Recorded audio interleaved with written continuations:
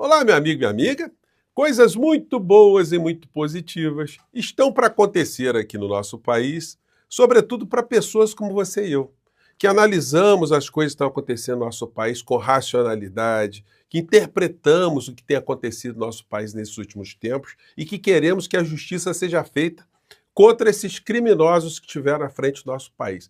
E isso está ficando cada vez mais nítido para cada vez mais conjuntos maiores da sociedade brasileira. Antes era só o nosso portal, mais algum portal aqui, outro ali, um canal, que estavam levantando essas questões, que esses criminosos, eles já estavam transgredindo de uma tal forma que, perdendo as eleições em 2022, as filas iriam andar, os meteoros chegariam. Eu vou mostrar aqui para vocês uma matéria que saiu agora de tarde, que sintetiza a opinião de vários juristas que convergem com aquilo que eu tenho dito para vocês aqui o tempo todo, que as filas iriam andar, que nós veríamos generais sentados nos bancos dos réus, que essa gente pegaria a pena muito alta, que os canjicas iriam para as cadeias, que seriam abandonados. Tudo está se confirmando. E agora vamos trazer aqui prazos, né? Porque as filas deram uma andada forte ontem e agora temos outras etapas. Vou conversar com vocês sobre o que está acontecendo e já avançar aqui no que poderá acontecer com esse universo cão diante da prisão do inelegível, como essas figuras ficarão órfãs intelectualmente e politicamente, porque como é que eles vão caminhar daqui para frente com todas as ilusões sendo destruídas, né? Antes de entrar nos temas, quero convidar você que está chegando nesse instante ao nosso portal, ainda não é inscrito, para que, em primeiro lugar, você venha aqui participar do nosso portal, se inscreva aqui conosco, conheça também os nossos outros vídeos. Se você gostar, compartilhe e recomende. Nunca se esqueça do seu joinha, seu comentário e, se puder, prestigie também nosso clube de membros. Você que é muito bem-vindo e muito bem-vinda. E, mais uma vez, muito obrigado a todos vocês que fizeram parte aqui dessa jornada que nós fizemos aqui nesses últimos 2 dias. Muito legal ter estado com vocês aqui durante esse tempo todo, tá? Então, vamos seguir em frente aqui, porque, olha, só vamos descansar quando a pauta aqui no nosso país estiver livre dessa gente tão má, né? Bom, olha só o que aconteceu. Mônica Bergamo publicou agora mesmo essa matéria. Bolsonaro será preso até outubro, calculam advogados e aliados. Com decisão do STF de acelerar julgamento, o caso estará encerrado em 4 meses. Olha, eu ouso a contrariar essa previsão, apontando aqui que a figura do inelegível poderá ser presa antes do mês de outubro. Guardem aqui que eu estou falando com vocês. A julgar pela diligência que o ministro Alexandre de Moraes tratou desses interrogatórios e da postura do Procurador-Geral da República, olha, eu não estou vendo salvação para essa gente, não. Não tem. Percebam só o comportamento dos advogados. Nenhum advogado interpelou ali o ministro Alexandre de Moraes, ninguém apresentou nenhuma questão, nenhuma questão adicional foi apresentada ali. Não se tem o que falar, todos eles ali já parecem resignados. Claro que eles vão tentar usar as ferramentas do direito para tentar postergar ao máximo as sanções contra essas criaturas todas. Mas, gente, é muita gente que vai para a cadeia. Nós estamos falando aí de um núcleo aí que vai quase 40 pessoas, né? Gente graúda, gente das Forças Armadas. Sem prejuízo de outras questões que vão surgir depois, né? Que ainda tem inquéritos aí sobre outros assuntos. Tem os das joias, que ainda não colocou gente na cadeia, enfim. E o das fake news também, né? Que deveria já ter sido terminado. É uma crítica que eu acho justa mesmo que se faça, né? Bom, eu fiz uma enquete aqui mais cedo, já tem muita gente, já tem 26 mil votos, gente. É bacana a participação de vocês aqui. Vou deixar no primeiro comentário, porque está sempre na página, né, de posts, né, de postagens aqui do nosso portal. Eu fiz a seguinte pergunta. O interrogatório de Bolsonaro, de Surcrim, foi a última oportunidade de defesa perante Moraes e o STF.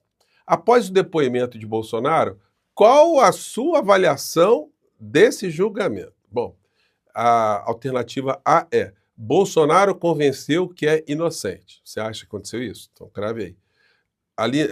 Alternativa B: Moraes garantiu a cadeia de Bolsonaro. Letra C: estou preparando comemoração. E a letra D: as alternativas B e C estão certas, né? Então, enfim, amanhã eu vou dar aqui para vocês que tem um resultado parcial, mas amanhã eu dou o resultado aqui da nossa enquete, né?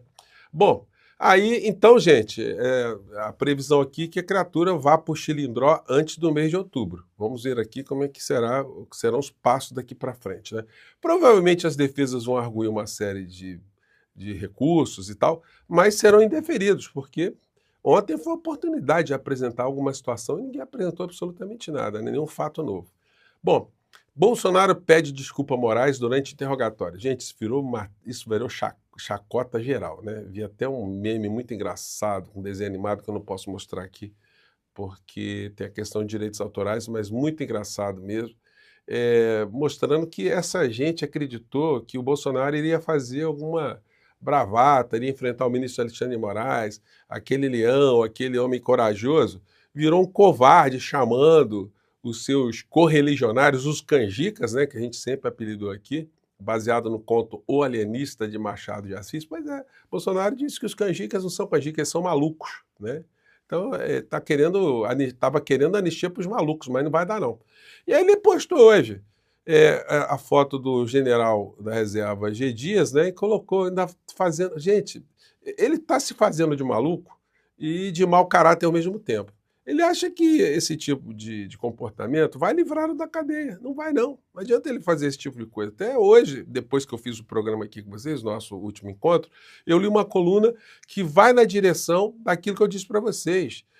O mau caratismo e a pilantragem, essa imagem que ele está tentando vender, não vai diminuir pena. Se ele fosse condenado por maluquice, né, ou recebesse ali uma medida de segurança, porque alguém que tem problemas mentais não vai para a cadeia, vai para uma clínica, vai para uma instituição especializada nesse tipo de acautelamento de pessoas, ele ia parar lá na mesma clínica do Adélio Bispo. Já pensaram? Adélio e Bolsonaro juntos?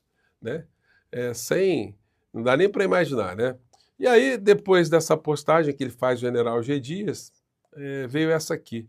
Passei 70 dias aqui para Bolsonaro me chamar de maluco. Pois é, os patriotas, que muita gente chama de patriotários, é isso que o Bolsonaro faz. Não tem o menor escrúpulo de absolutamente nada, né?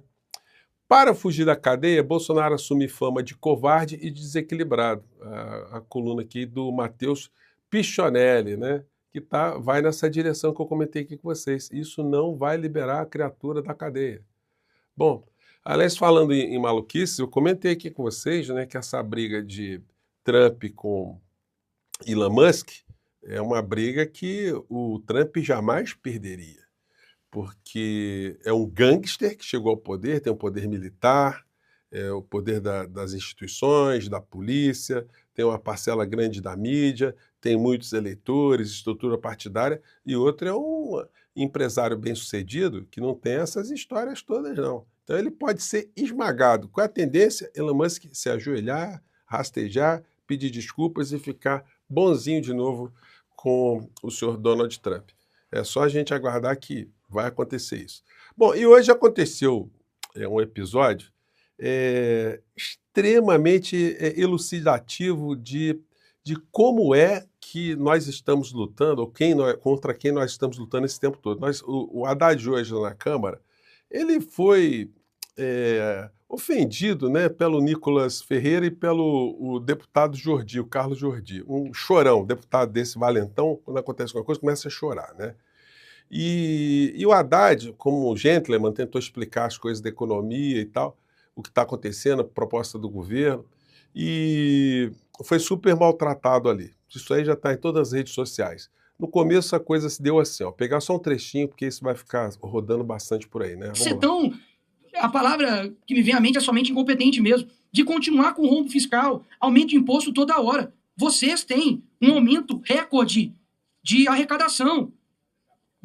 Falou-se do governo anterior, não vou nem citar aqui para poder falar como se estivesse polarizando, mas o governo anterior, você sabe muito bem o nome de quem é, deixou um superávit de 54 bilhões, ok? 54 bilhões. Eu pediria um minuto de atenção. Eu tenho tido o ânimo de debater com os bolsonaristas. E eu não consigo debater. Eu não consigo debater. Em 2018, o Bolsonaro fugiu de todos os debates. Eu era candidato a presidente, estava no segundo turno, ele correu de debater comigo. Agora aparecem aí 2 deputados, fazem as perguntas e correm do debate.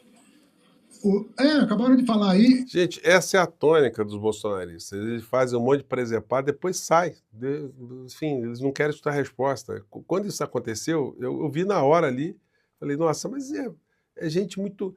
o Haddad até que foi um cara, foi muito cordato, né, muito polido. Disse, olha, isso me parece uma molecagem. Não, isso é banditismo. São criminosos, são vigaristas. Bom, mas o Haddad, enfim, não quis pegar pesado, né? E o Nicolas sumiu. É só para aparecer. Quer dizer, a pessoa fala, olha, agora eu tenho maturidade. Eu não sou mais aquele personagem. Agora eu sou um deputado para valer. Vou falar sério com o senhor. E aí corre daqui. Ele não quer ouvir a explicação. Ele quer ficar com a dele. Ele quer ficar com o argumento dele e não quer ouvir a explicação. Ele não quer dar a chance do diálogo, fazer ele mudar de ideia. Esse tipo de atitude não é bom. Eu venho aqui com espírito público, venho com dado oficial, veio com PECs e leis complementares que vocês aprovaram, para debater. Haddad, mas não está funcionando, não. O governo está tendo um tipo de interlocução para falar dos assuntos principais aqui no nosso país sem os eleitores, sem a sociedade. Por isso que eu tenho cobrado aqui no nosso portal, e outros portais estão fazendo isso também, outros canais, que o presidente Lula assuma a comunicação, ele fale direto com as pessoas, com a sociedade entenda o que está acontecendo. Porque senão a gente fica refém do Jornal Nacional, do que está aparecendo em outros canais nas redes sociais, da interpretação do que o Haddad está fazendo. O que o Haddad quer? Nós sabemos. Qual é a proposta? Taxar? Aumentar o IOF? O que é o IOF? Vai atingir quem? E o andar de cima? E isenções fiscais? E as imunidades, as isenções, os benefícios que muitos grupos estão tendo? Que grupos são esses? Como é que a gente fica sabendo? O que é preciso fazer para fazer um equilíbrio nas contas do nosso país sem atingir o trabalhador, sem atingir as pessoas mais pobres? Olha, só o Haddad ficar aí no Globo News, dando entrevistas para esses canais segmentados, indo para esses encontros na Fiesp, ou na Febraban, enfim. Isso não resolve. Ele se reuniu com o Alcolumbre e com o Hugo Mota para falar de uma ação conjunta ali de todos, para fazer uma equalização e tal. No dia seguinte, os dois já estavam dando rasteira no governo. A base do governo Lula só está sugando. Na hora de... a base desses partidos de centro-direita, do centrão, enfim, na hora de apresentar um saldo positivo, eles jogam contra o governo. Está aqui, ó. Mota diz que não serve a projeto político de ninguém, que taxação de títulos terá reação ruim. Então, quer dizer, o governo fica sem apresentar nada contra esses deputados, contra essas forças. Não chega, olha, eu estou com 60 milhões de eleitores aqui, vamos ficar reféns de vocês? O que nós vamos cortar? Então, mostrem vocês aí o que é para cortar, né? Partidos com ministérios no governo fecham posição contra medidas de Haddad para elevar impostos. Então, olha, gente, está complicado, né? Está muito complicado. Então, o presidente Lula, enquanto isso, continua a fazer périplos pelo mundo, que são coisas muito importantes de um presidente da República fazer, mas aqui dentro a gente precisa dar uma atenção super especial. No México, que eu tenho sempre trazido aqui para vocês experiências lá de fora, o governo lá, desde López Obrador, tem falado sobre economia com a sociedade mexicana, sempre usando a expressão economia moral. Quando fala em economia moral, isso já acende uma série de lâmpadas, né? Você, quando escuta essa expressão, fala assim, o que é uma economia moral? O que é moralmente aceitável de se fazer numa economia para o povo? Porque a economia tem que ter um destinatário, né? Para que serve um governo? Para que serve a economia de um país? Para atender o quê? A que finalidade? Ao bem-estar de quem? Então, enfim, aqui no nosso espaço eu trago essas reflexões aí para a gente ir jogando para frente, né? Quem sabe vai chegando no governo. A comunicação ainda, gente, zero à esquerda, né? Me desculpem aqui, enfim, eu estou fazendo esforço com outras pessoas, mas até agora... E eu posso criticar à vontade porque a impressão que eu tenho é que a comunicação do governo não acompanha as redes sociais. Então, lamentavelmente. Mas vamos insistir aqui, tá bom? Eu fico por aqui, gente. Um grande abraço. Até o nosso próximo encontro. Tchau.